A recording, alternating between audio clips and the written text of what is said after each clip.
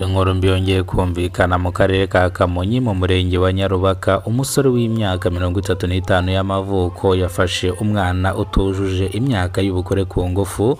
Uyu mwana yari afite imyaka 15 y'amavuko. Uyu mwana bakaba bamwitaga Sandirina. Uyu mwana bikaba byamugizeho ingaruka, bakaba bamujyanye mu bitaro bya Nyarubaka. Ni mu gihe uyu musore w'imyaka 35 yafashe uno mwana ku ngufu, yahise acika akaburirwa irengero. Ubu ngubu akaba atarafatwa. Ni mu gihe umuvugizi wa RIB Murangire Thierry yatangaje ko umuntu uzakora icyaha n'igisa nacyo yajya mu mwobo, yajya hehe. Mu gihe azafatwa ahanwe n'amategeko. Nimba ari bwo bwa mbere ugeze kuno muyoboro wa Kidasamura TV Rwanda, kora subscribe, fungura inzogera kugira ngo uzajye ubasha kubona amakuru mu gihugu cy'u Rwanda yizewe. Reka amakuru yacu tuyerekeze mu karere ka Kamonyi mu murenge wa Nyarubaka, aho umugabo w'imyaka 35 y'amavuko yafashe umwana w'imyaka 15 y'amavuko. Ubwo uyu mwana yararangije amashuri ku mwanya wa gatatu, akaba yenda kwimukira mu wa kane. Uyu mwana yigaga mu mashuri yisumbuye ariyo ya segonderi, akaba yaragiye kwimukira mu mwaka wa kane. Uyu mwana akaba yarabaye umunyeshuri wahawe igihembo n'umuyobozi w'ikigo. Uyu mwana akaba yari yarabaye uwa kabiri mu mashuri yisumbuye. Bivuze ko uyu mwana bamwita Ange, ngira ngo murabizi bari gutanga ibihembo. Uyu mwana mwaramwumvise.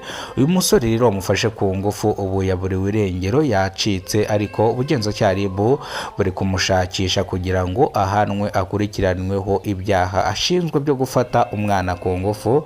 Ni mu gihe iki cyaha kiguhamye ushobora guhanishwa igifungo cya 30, gishobora kwiyongera kikagera ku gifungo cya burundu.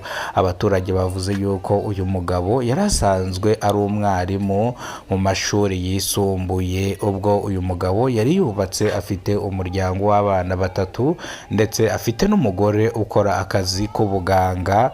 Ni mu gihe umugore wiwe ataha rimwe mu cyumweru, akaba yarabanye neza n'umuryango we, ariko uyu mwana akaba yajyagayo ku baturanyi gusura bano bana b'uno mugabo.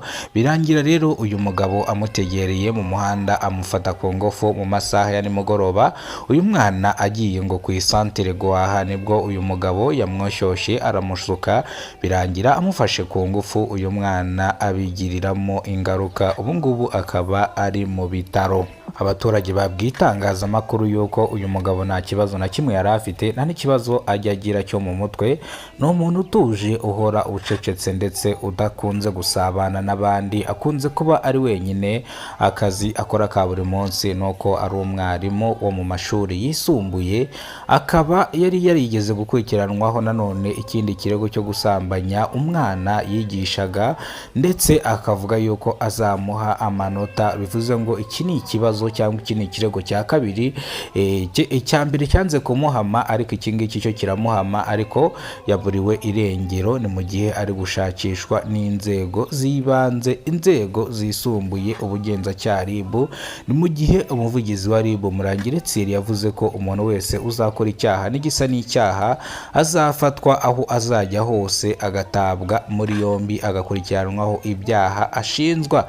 Reka tugaruke mu karere ka Nyamata, aho umugabo w'imyaka 48 y'amavuko. Uyu mugabo yakubise umugore wiwe aramukomeretsa, umugore we bimuviramo ingaruka. Ni mu gihe umugore wiwe bamukubise ikibando kuri Nyiramivumbi. Ni mu gihe umugabo wiwe yamukubise ikibando hepfo ya Nyiramivumbi ahagana ku izosi, bituma uyu mugore arwara urukebu, none ntago ari gushobora gukebuka. Uyu mugabo rero yahise atabwa muri yombi, akurikiranweho icyaha cyo guhoza umugore we ku nkeke.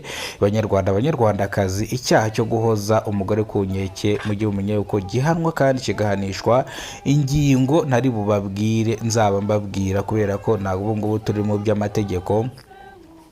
Tugaruke mu karere ka Nyagatare, aho inkuba yakubise inka 3, gusa uyu muntu yashumbushijwe cyangwa bamuhaye izindi nka. nimba ari bwo bwa mbere ugeze ku no muyoboro wa Kidasamura TV Rwanda, kora subscribe ufungure inzogera kugira ngo uzajye ubasha kubona amakuru mu gihugu cy'u Rwanda yizewe. Wowe wakoze subscribe uri uw'agaciro, ibyo tugezeho niwe tubikesha, n'ibyo twenda kugeraho niwe tubikesha.